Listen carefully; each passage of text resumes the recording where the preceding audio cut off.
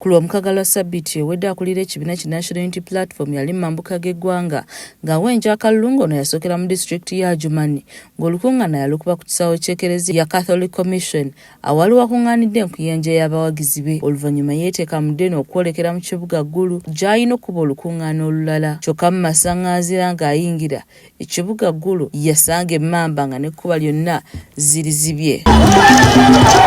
Kuno kwegattako bannamagye abaali babagalidde embuukuuli kw'ossa n'emmundu zaabwe nga wano Kyagulanyi yasaba waakiri yatambuzeewo ebigere asobole okuyitawo. Mu kaseera mpaawo kaaga bannamagye baatandikirawo okuligita abaali batambula ne Kyagulanyi emigobante nga mpaawo gwe baataliza.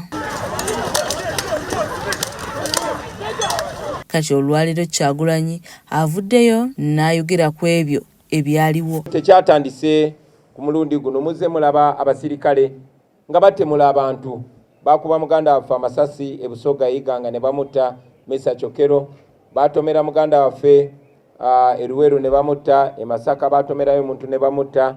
Bazze batemula abantu, mwalaba ne abantu be bakolako obulumbaganyi e Kawempe. Nga bino tebinnaggwa, Kyagulanyi ategeezezza ng'amagye bwe gasooka okulumba ofiisi zaabwe Gulu era ebintu ebiwerako byayonoonebwa. Eggulu nga tebannatulumba tukuba miggo, basooka ennaku bbiri ezaasooka ne balumba ofiisi yaffe. Ofiisi yaffe yalumbibwa amagye ga UPDF ne gaggala enguudo ezisuuka ku ofiisi yaffe, then ne bajja n'abayaaye abaali bambadde t-shirt za NRM ne bamenya ofiisi yaffe ne bakola buli kikolobero ne babba ebintu byaffe omuli zi computers, posters n'ebirala bye tukozesa mu campaign. Avumiridde ebikolwa by'abakuumaddembe abalina okukuuma abantu kyokka ate ne babakolako ffujjo. Newankubadde abakuumaddembe baali tebalina gwe bataliza, Kyagulanyi agamba nti kino baakikola okubasoomooza. Amalwege ge tulina nti abe balumbagana e Kawempe abantu 6 be baakafa olw'ebikolobero poliisi bye bakola ku bantu baffe. Ekyo nno tukivumirira nnyo. Njagala okwebaza bannaffe abawagizi baffe ne bannaffe be tutambula nabo ba foot soldiers olw'okuuma empisa, kuba bino byonna manyi nti amagye ne poliisi babikola babasoomooze munyiige mu bakasukira amayinja bafune ensonga lwaki babakuba amasasi.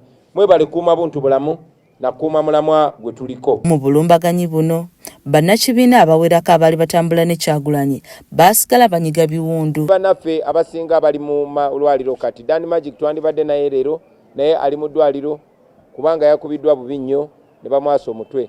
Nze ekyantaasiza kyekino ekikofiira n'eno bulletproof jacket oba oliawo nange nandibadde mu mbeera mbi nnyo. Olw'ebikolwa ebyeyongera okubatuusibwako basazeewo okuddukira mu kakiiko k'ensi yonna okuli aka African Union, East African Community kw'ossa ne UN okwenyigira mu nsonga zino. Twogeddeko eri ekitongole ky'ensi yonna. Ebitongole bino byanjawulo, kuliko ekya East African Community, kuliko African Union ne UN. Era ne tubasaba bayingire mu nsonga zino baleme kulinda abantu kutemulwa, balyoke baveeyo bavumirire ettemu erikoleddwa ku bantu ng'ate balabye bebize bitandika. Brian Kiberu yakusakidde emboozi eno ku lwa KSTV agaleero.